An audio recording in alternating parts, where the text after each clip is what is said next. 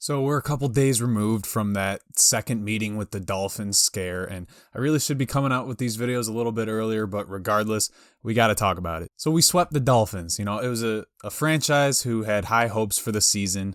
All the fans were touting that they're going to take the division from us, and they're going to have a phenomenal year. Tua was their guy, and well, how wrong could they be? 1-7, absolute garbage dumpster fire of an organization, and the Buffalo Bills did not do so hot against them. But at least the old fish stuck around for the majority of the game, at least the first half. But, I mean, good on the Buffalo Bills for kind of going easy on them.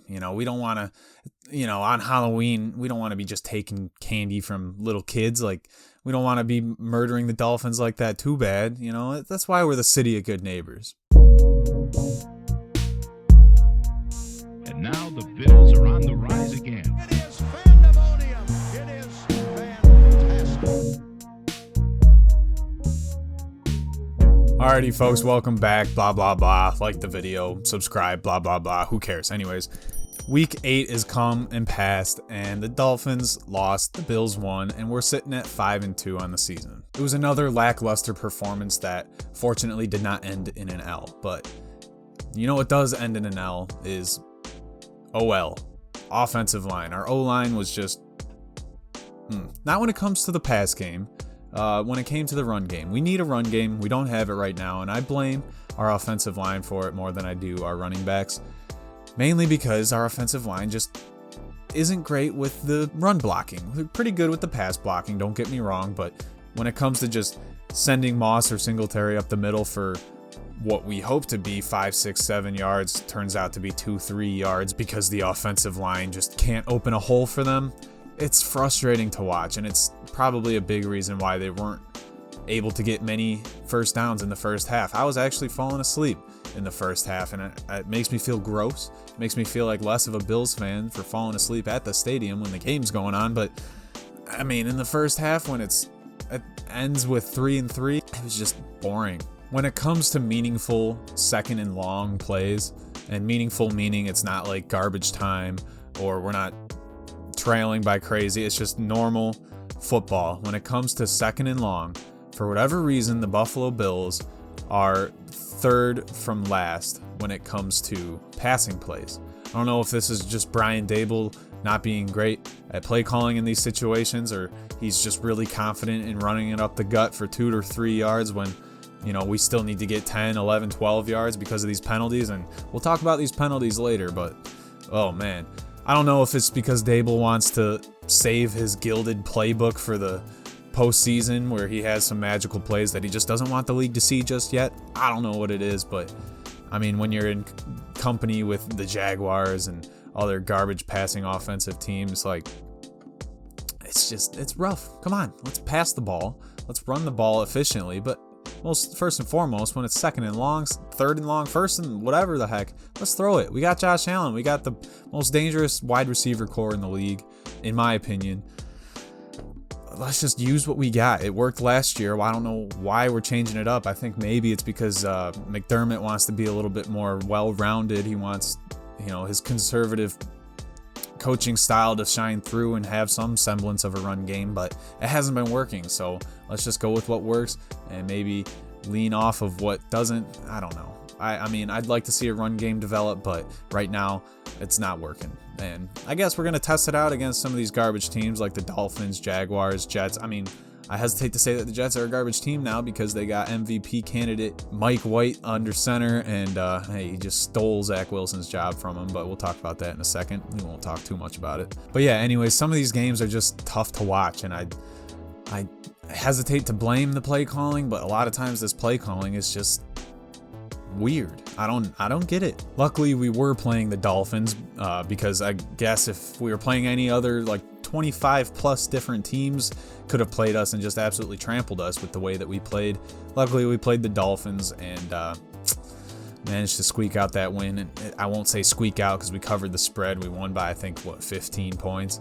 It was 26-11. If you just look at the score, it doesn't really tell the full picture of the game. That was a sloppy game, and I really don't want to see that going forward anymore. I mean, we have couple more garbage teams, But we got some pretty tough matchups coming up, and I don't want to slip in during those. I'd say the only redeeming quality of that first half of football against the Dolphins was Tyler Bass's 57-yard kick for the field goal.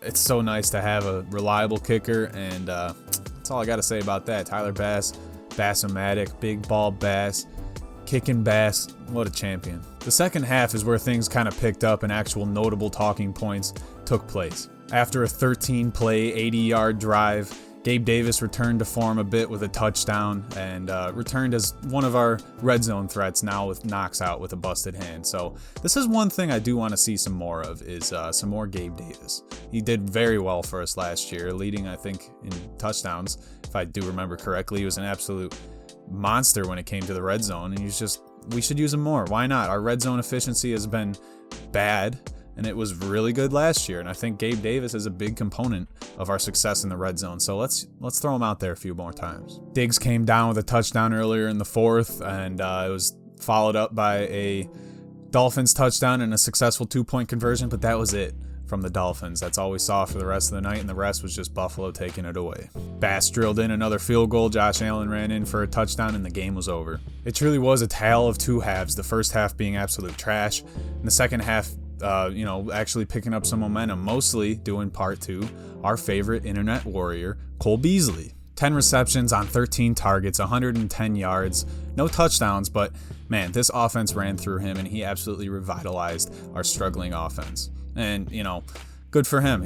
I love seeing him out there being absolutely reliable, dangerous little zigzagger in the middle of the field. It was so easy to watch that half of football up in the stands when Cole Beasley was coming down with every ball, and hey, that's what we got to do. Just use our guys that we have. And I love Cole Beasley when he's doing well for us on the field. When he's doing some weird stuff off the field, not so much. But hey, we were all still saying bees, and I don't think he's complaining about that anymore. We're not booing you, bud. But yeah, this was finally some fun to watch football, mostly because we were able to get some first downs, not just send out our punter, Matt Hawk. I think I was calling it Matt Hack, but Tyler Bass was on the old Pat McAfee show talking about the Buffalo Bills, and he clarified that it's Matt Hawk, although it's H-A-A-C-K. I always thought it was Hack, Matt Hawk. We gave him a break from punting. Finally, in the first half, he was punting all the time because we couldn't get any first downs, but thanks to Cole Beasley and some of the other dudes out there, able to get some first downs, so give that guy's leg a break. After that, the ball was rolling, and there was no way the Dolphins were stopping it. Josh Allen, 29 for 42, 69% completion, nice, and 249 yards with 2 touchdowns. Josh had a very, very good game, despite the offensive struggles in the first half. He's Josh Allen. I mean, if he keeps playing like this and even better going forward, he's a clear front runner for the MVP. He also led the team in rushing with 8 carries for 55 yards, a big chunk of that coming from one carry that was 34 yards. Just kept running. They kept giving him space. That was if only he was able to run it into the end zone. Another, 20, 30 yards maybe needed, but hey, that's for Lamar Jackson, not so much Josh. He can't zig and zag as much, but he can jump over people and probably truck through them pretty well. Had a great candidate for angry runs on Good Morning Football. Josh Allen had a great game. I'm not even going to really get into too much about the offensive line because we all know that we're going to have to see a lot more from them if we're going to do any damage in the playoffs. We need a run game, and we're trying, but if the O-line can't open up holes for Singletary and Moss, then we're just going to be settling for these 2-3 yard chunks that don't really get us anywhere. The biggest issue, in my opinion, from Sunday's game was 9 penalties for 80 yards. I mean, it was just frustrating to watch. You see the yellow flag on the screen or you see it on the field and you just know it's Buffalo. Every time. Special teams play, great play, gets called back because Buffalo has a penalty. Their contributions on special teams are just being nullified, and it's painful to watch. No more painful. The most painful being that Titans game. McKenzie is, we're past that anyways, but man, these big chunk plays being called back, it's rough. 90 yards, 80 yards of penalties is just, we can't have it. It's not sustainable. If Sean McDermott wants to be considered this conservative coach, very disciplined team, we can't have these penalties. We got to get rid of all that crap, because we're not going to be shooting ourselves in the foot in the playoffs. I'll tell you that. We can't. This AFC is pretty stacked this year. The NFC is also stacked. We don't have to deal with them unless we get in the playoff, or we get into the Super Bowl, which we will. Oh man, there's a lot of blemishes we got to buff out, but hey, that's football for you. The overall tone of this video seems pretty negative, and I don't want it to be, but it is. And even though we got the W, we won the game, but man, this is, we had high hopes for the season, much like the Dolphins did, and at least we got 5 wins out of 7 so far. It should be 7-0 right now, but I think our expectations so far have not really been met. Our goal is to get that first round bye in the playoffs, and right now we're playing like a 2nd, 3rd seed. Well, I mean, I'm not complaining. A few years ago, we were, just getting to the playoffs. We're throwing parties. The city's burning down because we made the playoffs. Our expectations are way different now, and we're spoiled. We're used to seeing some dominant Buffalo Bills football, and when we don't see it, we're calling for people's jobs. Not so much.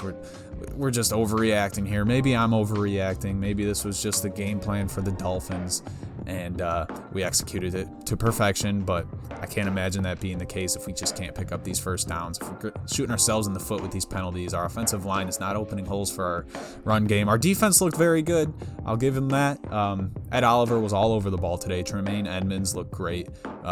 Doing as expected. But if we can't get through these next few dirt easy teams to beat, the Jaguars and the Jets are actually, doing some stuff with their MVP caliber quarterback, Mike White. But if we can't get through the Jets, the Jaguars, before we get into some of these more difficult matchups, don't sleep on the Patriots. Patriots are gaining momentum, and they're doing some things out there, and I'd put them in the top 10 so far in the league. But man, if we keep stumbling against these bad teams, then we're definitely going to trip and fall down very far when it comes to some of these good teams like Tampa, and the Colts are looking all right.